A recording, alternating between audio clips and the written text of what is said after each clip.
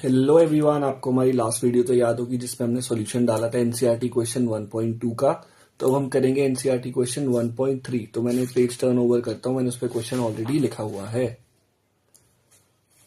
तो क्वेश्चन कहता है हमें कि determine the empirical formula of an oxide of iron which has 69.9% of iron and 30.1% dioxygen by mass. यार question देख के तो ऐसे बंदा डर जाएगा कि भाई क्या क्या लिख दिया। पर मैं क्या करूंगा, इसके ना कीवर्ड से पहले अंडरलाइन करूंगा। पहले क्या करना है भाई, एम्पेरिकल फॉर्मूला बनाना है। कौन कौन से कंपाउंड है, ऑक्साइड ऑफ आयरन।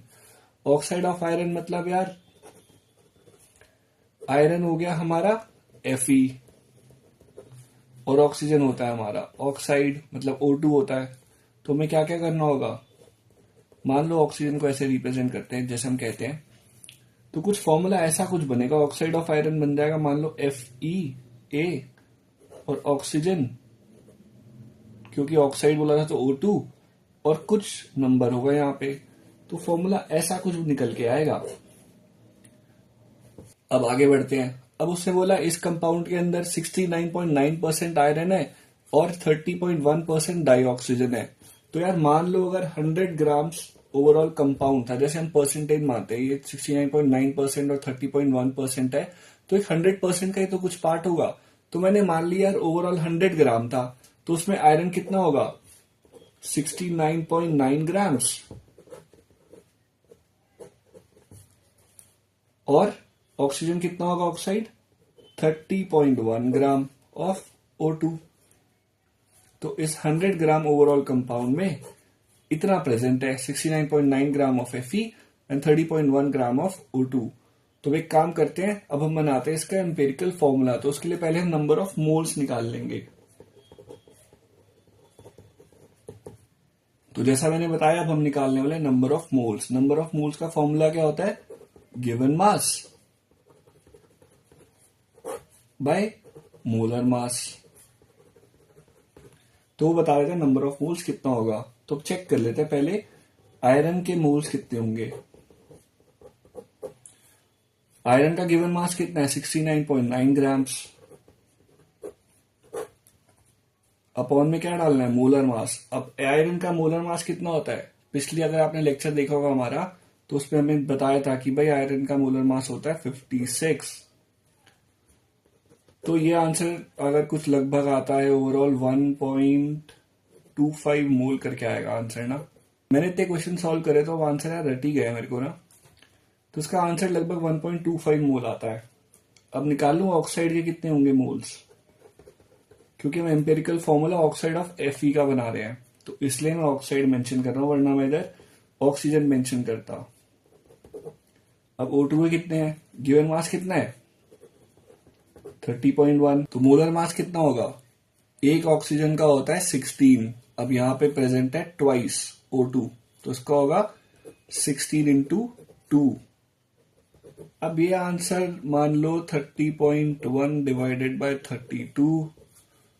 अगर आप कैलकुलेटर या फिर फ्रैक्शन वाइज करोगे कैलकुलेट, तो 0.94 मोल करके आता है इसका आंसर। ठीक है, तो भाई मोल्स निकाल लिए हमने दोनों के, आयरन के और डाइऑक्साइड ऑक्सीजन। अब क्या करेंगे, जो फॉर्मूला लिखा था उसको इसके रिस्पेक्ट में लिख लेते हैं, मतलब रेशियो के पर्सपेक्टिव से। रेशियो कितनी आ रही है, 1.25:0.94। अब क्या होता है, जब भी हम रेशियो बना रहे होते हैं, रेशियो कैलकुलेट कर रहे होते हैं, तो हमें ना होल नंबर्स में रखना होता है वैल्यूज को। अब यहाँ पे आपको ऐसा लग रहा होगा दोनों जगह ही डेसिमल्स हैं, तो मैं क्या करता हूँ, यहाँ पे जो पूरी वैल्यू है ना इसको इसके नीचे ले आता हूँ और यहाँ पे रह जाएगा 1।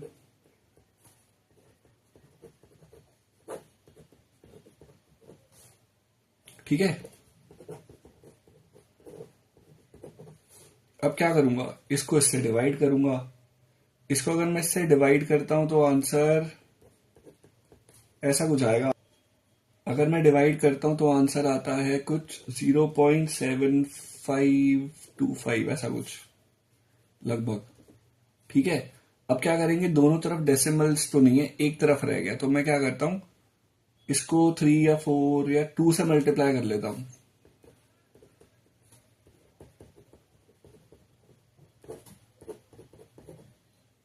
ठीक है, तो क्या बनता है 2, और इसका आंसर कितना बनेगा 1.5।